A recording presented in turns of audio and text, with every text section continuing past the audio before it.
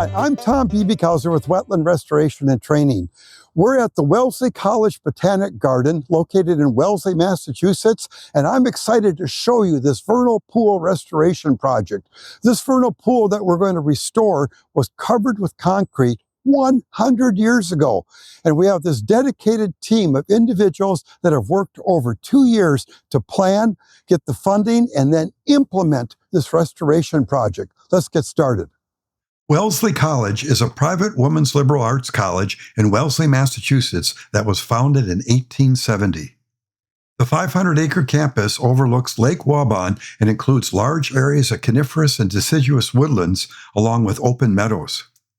The original master plan for Wellesley's campus was developed in 1921 by Arthur Shercliffe, Ralph Adams Cram, and Frederick Law Olmsted Jr., who was Boston's preeminent landscape architect at the beginning of the 20th century. This team developed a plan for the landscape that represented a break from the architecturally defined courtyard and quadrangle campus arrangement that was typical of American campuses at that time. The site's glaciated topography, consisting of ridges, valleys, and steep-sided basins, along with its meadows, formed the basis for laying out the campus. The construction of buildings and roads for the college took place on the ridges, with hillsides and basins being left undeveloped. Wellesley College Botanic Gardens were established in 1925. Here's the entrance to the visitor center, with the greenhouses being in the background. The Botanic Gardens serves the campus and the public community as an educational garden with thousands of diverse plant species across 22 acres of outdoor gardens, greenhouses, and a visitor center. A concrete-lined pond was built in Wellesley College Botanic Gardens back in 1925. The concrete-lined pond was built at the bottom of a large basin known as a kettle hole, and it's surrounded by a forested hillside and a ridge that's 36 feet higher. This map shows the site being an existing pond, or wetland, on March 18, 1912, before it was covered with concrete. Over the years, the concrete pond had a history of going dry. This was probably because water was leaking through cracks in the concrete. The concrete was also acting like a lid that wouldn't let groundwater fill the wetland basin. For a while, the dry pond was used for skateboarding. Unfortunately, someone painted graffiti on the concrete. The college partially filled the concrete basin with soil. Over time, the soil placed in the basin settled and water would pool seasonally. The filled basin was no longer functioning as a vernal pond. There wasn't the natural flow between the groundwater and the water above the soil, and the exposed concrete didn't allow for creating a naturalized border around the pool for better habitat. Ann Beckley, the senior gardens horticulturalist at Wellesley College Botanic Gardens, asked me to examine the concrete pond with her on April 26, 2022. She wanted to find out if it would be possible to remove the concrete and restore a naturally appearing and functioning vernal pond wetland that would be connected to groundwater and provide habitat for a diversity of animal and plant species. The staff at Wellesley Botanic Gardens had a great interest in returning a fascinating vernal pond wetland ecosystem to the Wellesley Botanic Gardens that would be seen by thousands of students and visitors each year. When I visited the site, I could see sections of the rim of the concrete liner. We used a 4-foot-long tile probe to find the edge of the buried concrete liner and then placed wire flags in the ground to show the shape and the size of the pond. The pink-colored flags marked the edge of the concrete liner.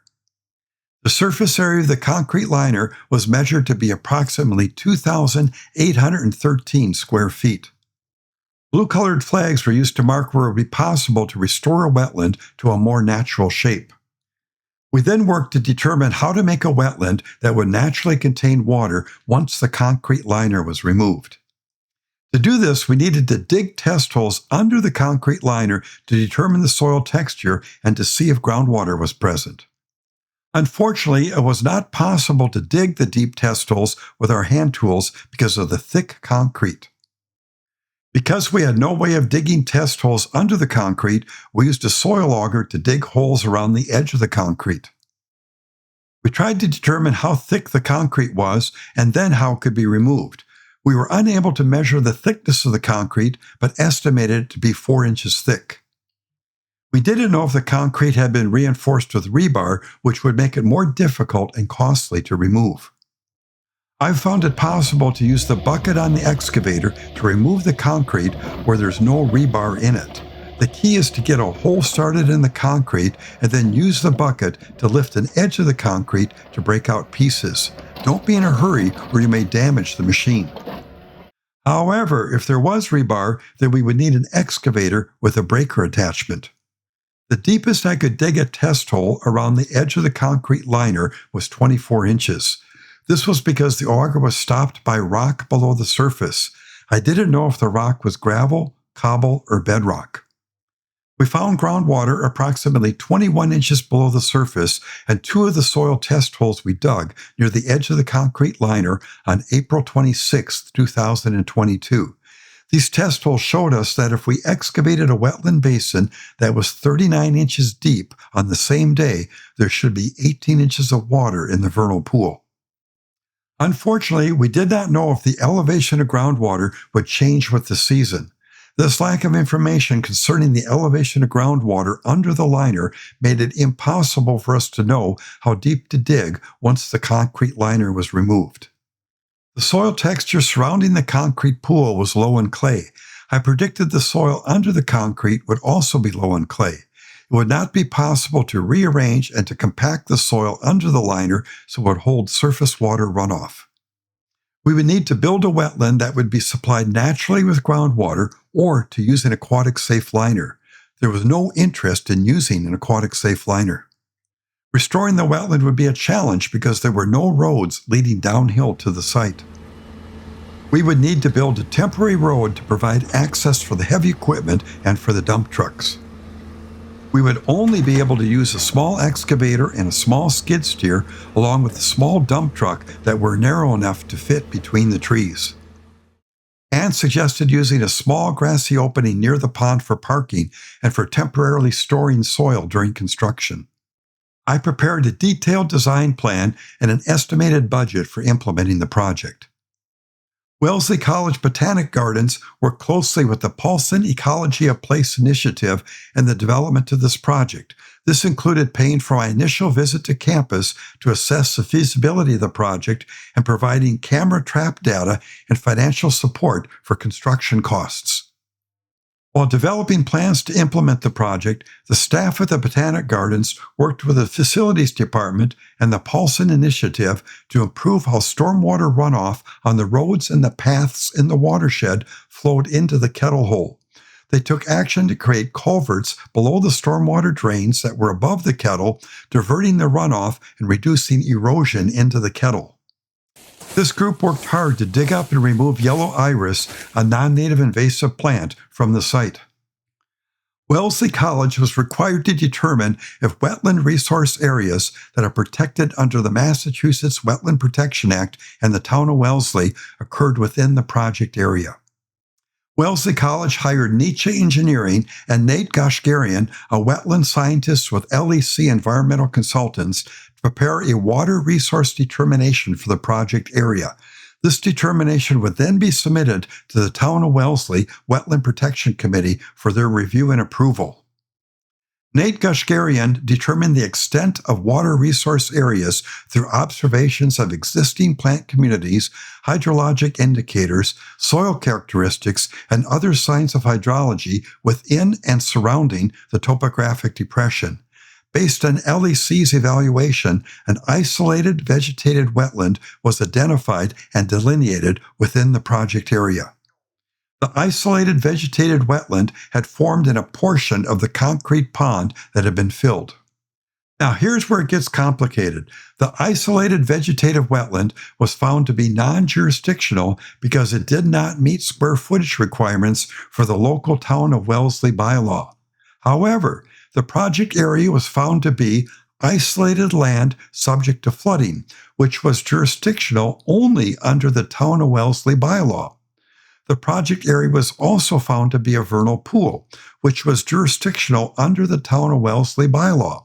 This included the filled concrete pool plus a 100-foot buffer. At this point, most people would have given up and said it's not worth the time and the money to move forward with requesting approval to remove the concrete and to restore the vernal pool. Fortunately, Ann Beckley and Christina forged ahead because they wanted to restore a wetland that would help the environment. The laws and regulations set up to protect wetlands are a very good thing.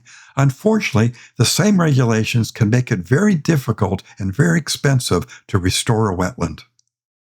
This is because most wetlands that have been destroyed still show some wetland characteristics.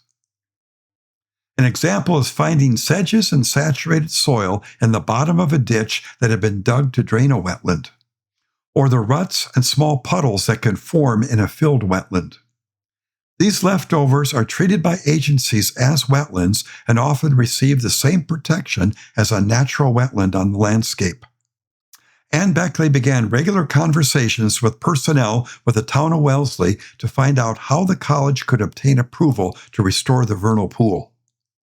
The Botanic Gardens was asked to give a presentation at a Town of Wellesley Natural Resources Conservation Commission meeting to describe the vernal pool restoration project, and worked with Nietzsche Engineering to provide all the documentation needed to obtain approval for the project. At this meeting, they requested that an order of conditions be issued for the project, that Wellesley College be given a waiver of regulation for vernal pool standards, and that Wellesley College be granted a waiver or reduction in fee for the waiver. On June 15, 2025, the town of Wellesley issued an order of conditions for the vernal pool project, along with a waiver of regulations for vernal pool standards, along with a waiver of the fee for the waiver. The project could proceed and work to identify a contractor who would provide the heavy equipment and the operators needed to complete the project. Tim Ward, the owner of Superior Construction Services of Medway, Massachusetts, was chosen to do the work. The project was scheduled to take place from August 4th through the 8th, 2025. And walked the project area with Tim Ward to mark where a temporary road could be built and where topsoil could be temporarily piled. She worked with arborists to complete pruning along the temporary road, allowing the heavy equipment to come in without damaging the arboretum's trees. They also removed a number of large volunteer crab apples from the edge of the pool to allow more sunlight to reach the pool. The Botanic Garden staff moved plants they wanted to save that could be affected by construction activities. A few days before construction was scheduled to begin, Tim Ward used wood chips to cover the entire length and width of the access road to prevent rutting and erosion. He then installed straw wattles as required by the Town of Wellesley Order of Conditions document for erosion control. I was surprised we were required to use straw wattles for the wetland project. If there was rain while construction was taking place, runoff would simply collect in the vernal pond we were restoring. I also had trouble understanding why we were required to place straw wattles uphill from where we would be disturbing the soil. Heavy rain fell the day before we planned to begin excavation and filled the concrete basin. Tim Ward used a pump to remove water from the pond prior to construction.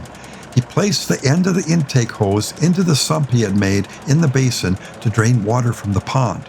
The short section of black pipe is there to keep the hole from collapsing and filling with soil. He used the excavator to break a hole in the concrete to create a sump where water could collect. The first thing I did was to look into the hole Tim made in the concrete. The hole was filled with water, which made me happy. However, I didn't know if it was groundwater or runoff. The concrete was only 3 inches thick. The water level in the sump was lower the next day. This indicated runoff from the storm was soaking into the ground. Ann and I placed wire flags in the ground that marked the edge of the wetland we were allowed to build. The size of the wetland approved for construction was about the same size as the concrete liner. Orange construction fences were placed around the trees we were asked to protect. We were cautioned not to disturb the roots of white pine trees that were growing along the edge of the concrete liner. The first step in construction was to remove the soil that was used to fill the concrete basin. The blue flags mark the edge of the concrete liner, and the orange flags mark the edge of where ground could be disturbed. I showed the excavator operator how deep to dig so we would remove and save the upper layer of topsoil that was highest in organics, and this would be to spread later in and around the completed wetland. Here the excavator is loading the topsoil into a small dump truck. The dump truck with its rubber tires must stay on level ground and soil that's dry, or it could get stuck. The dump truck backs up to unload the topsoil in the adjacent mowed field. Only using one dump truck to move soil was taking a long time. Mike, who was operating the excavator, would have to wait until the dump truck returned from dumping the soil before he could do more digging. While we were watching, Ann told me she was qualified to operate a dump truck and that Wellesley College had a dump truck she could use. We quickly agreed that she should help haul soil. Unloading soil from the dump truck takes time and requires a lot of room.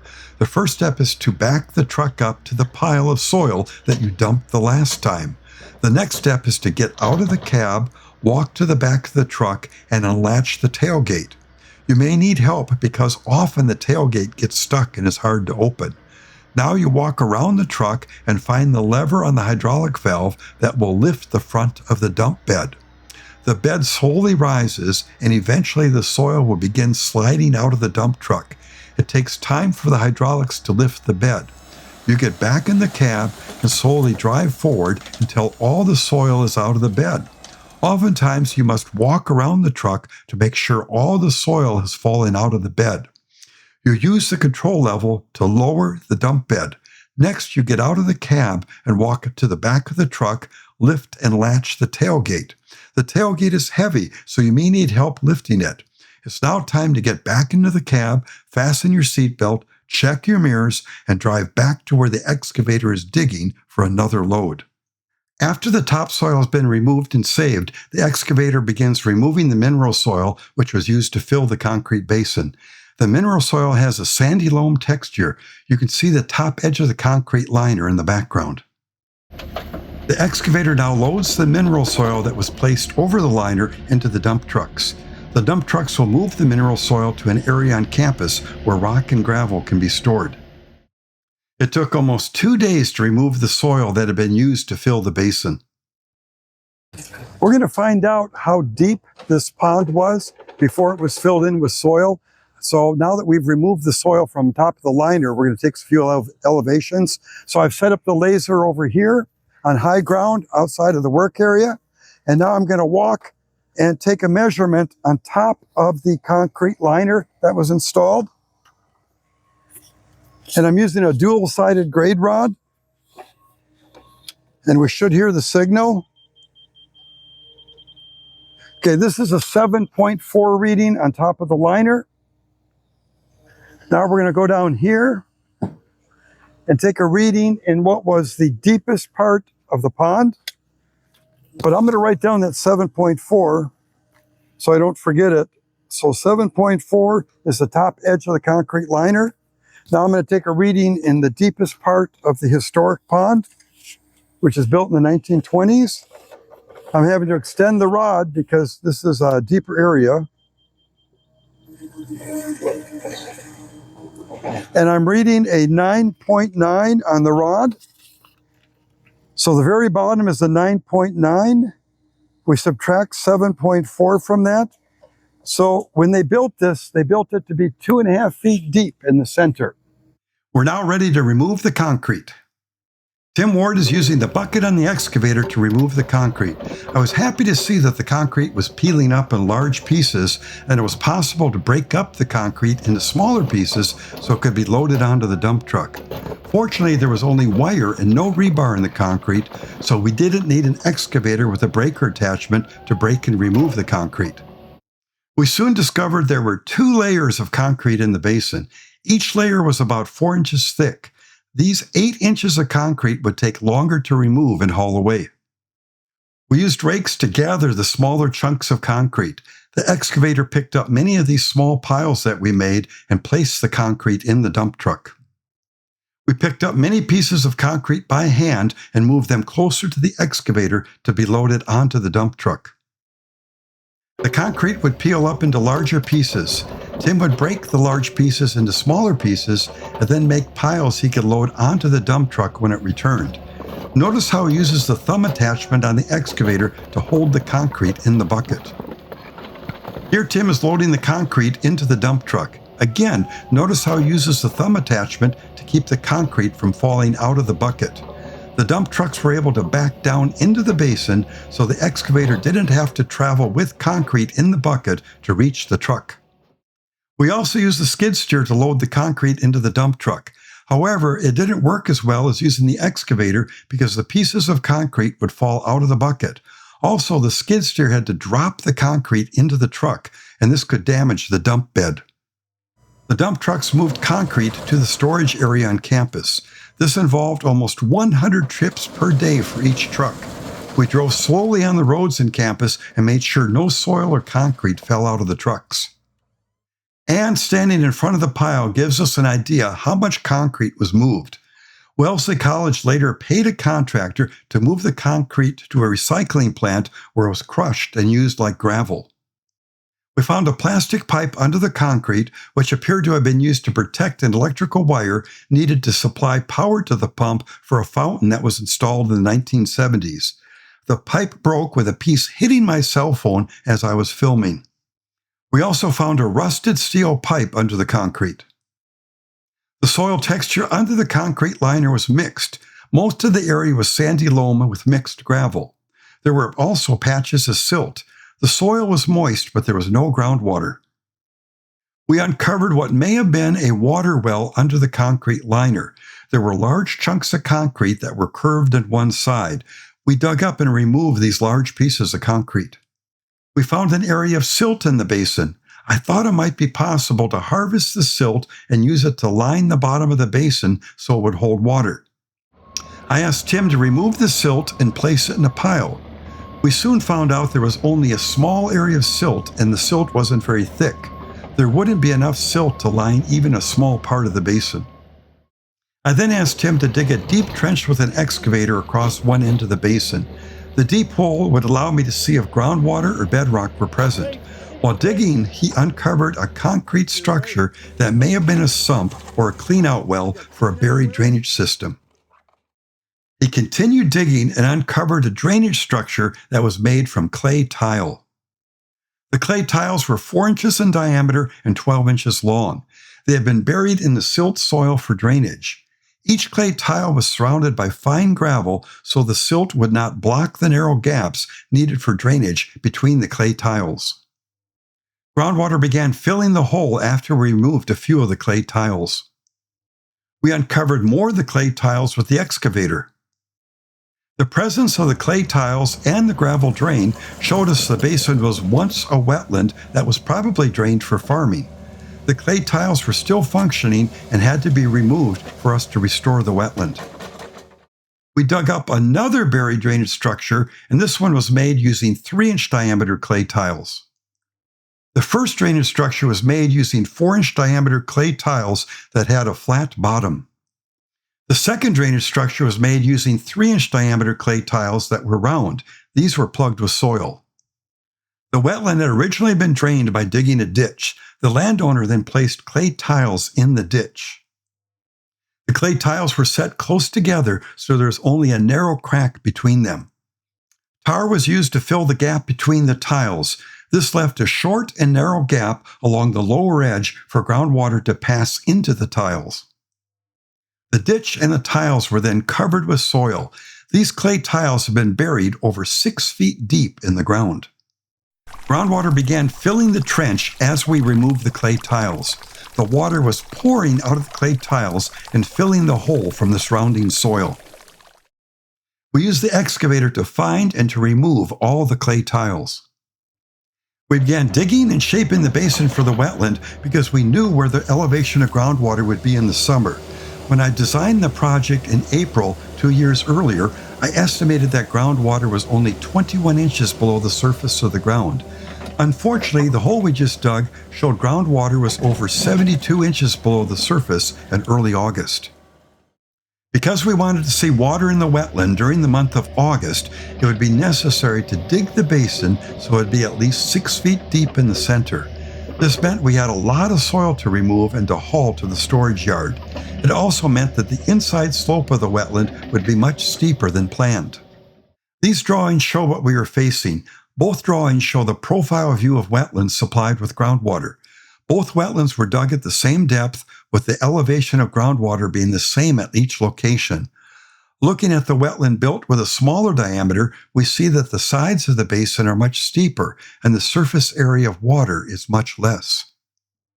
Wire flags were placed in the ground showing the estimated location of clay drain tiles that we wanted to remove. The flags were needed because it's very difficult to see drainage structures when operating the machine. The excavator dug the basin so there would be shallow water in the wetland as late as August most years. The restored wetland may fill in the spring following heavy rainfall. To avoid building a wetland with steep sides, the diameter of the basin would need to be increased. Increasing the diameter of the excavation did not happen because additional plants would need to be removed and because the work area was limited to the area shown in the Town of Wellesley order of conditions for the project. The wetland basin was dug deepest in the middle and was sloped so the excavation daylighted at the surface of the ground where the wire flags had been placed. The only way to have made the slope more gradual would have been to increase the diameter of the wetland, which would have involved removing trees and shrubs. The soil was loosened using the bucket and the excavator to provide a better substrate for plants to grow. The compacted soil in the basin was also loosened so that groundwater could rise to the surface and help fill the wetland. We picked up trash uncovered during construction and hauled it away. The skid steer was used to move topsoil around the edges of the wetland so it could be spread by the excavator. It was much faster to move the topsoil using the skid steer compared to moving it one bucket at a time with the excavator. There wasn't enough room to move the topsoil in the dump truck. It's important to allow access for heavy equipment to travel around the wetland to spread the topsoil, as it's generally not possible to drive in the wetland without getting stuck. The topsoil was spread so it was rough and loose. The loosened soil would provide an excellent substrate for plants to grow and for animals to burrow into the muddy bottom to avoid being detected by predators. We spread much of the topsoil by hand using rakes and shovels. It was especially important to do this on steeper slopes. The topsoil was spread by hand over areas that could not be accessed with heavy equipment without damaging plants. The excavator was used to place logs in the wetland. We guided the placement of the logs to hide the ends cut with a chainsaw so they would look natural. We placed by hand smaller logs and branches in the wetland. This helped reduce the need for the excavator to travel around the wetland. I like how this multi-branch snag was placed as a perch for birds to use in the new wetland. The excavator works its way around the wetland to taper and naturalize the edges so runoff will flow into the restored wetland. We used rakes and shovels to naturalize the shoreline of the wetland so there'd be no ridges of soil that would prevent water from entering the wetland. The excavator now spreads and loosens compacted soil along the edge of the wetland where the trucks were driving. The next morning, we found a green frog in the restored wetland. The ground surface is ready for seeding with native plants. Branches and logs have been placed in and around the wetland for wildlife to use. Spreading the seed. So we have a wetland restoration mix that we're using. It's a lot of grasses, sedges, rushes, and then some wetter wildflowers like swamp milkweed and Joe Pye weed. And we're just gonna spread it over everything all the way down to where the water is starting to come up here. And I always mix it with a carrier so that we can spread it more evenly and not accidentally dump it all out in one spot. And you can see better where you've seeded it. Well, what carrier are you using? What is it? I am using a natural kitty litter. So it's like really fine cedar mulch. But you can also use sand, almost like you would use for bedding for a gerbil or something like that, but even a little bit finer than that. Light colored so we can see it on the ground. Exactly. I like that it's a little bit fluffier than sand is when you use that. So it'll be really fun to see as this establishes, just like the different gradients of plant community we get along the different slopes and moisture levels. So here are lists of the plant species we sowed in and around the new wetland. They should germinate well in the moist and the loosened soil. The seed doesn't have to be spread evenly. We're not using a tractor or a cultipacker to sow the seed because these would compact the loosened soil, which would reduce germination and growth and cause erosion. We spread a thick layer of wheat straw for mulch over the seed and the exposed soil. The straw will reduce erosion, it will keep moisture in the soil, and reduce growth by non-native plants. The straw is spread on the steeper slopes so there is less likely to be erosion during heavy rain. We had enough straw to blanket all of the exposed soil. The ferns grew up through the blanket of straw. Groundwater is slowly rising in the deep pools of the newly finished wetland. Here's how the restored wetland appeared the same day construction was finished and the area had been seeded and mulched. Winter rains will be needed to fill the wetland. Here's how the field looks after the stored topsoil was removed and the field was seeded and mulched with straw. These robins are bathing in the wetland after the first rain. Here's how the restored vernal pond wetland appears in the middle of November. This is after a very dry and hot summer and fall. The wetland should be filled with water by spring.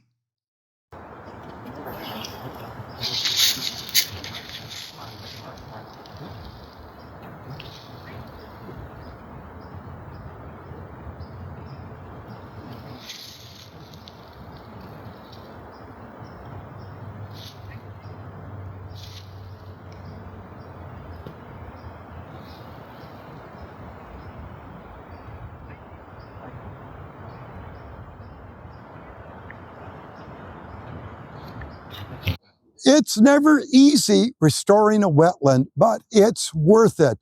I am so impressed by how hard everyone worked to bring this wetland back to life. It had been buried under tons of concrete, and now it's a thriving ecosystem. We're anxious for the rains that will fill it. Now, if you're ever in the Boston area, please stop by the Wellesley College Botanic Gardens and visit this vernal pool and see what wildlife species are using it. Well, if you like this video, please let me know, and also subscribe so you won't miss any future episodes. And I wish you every success building wetlands in your community.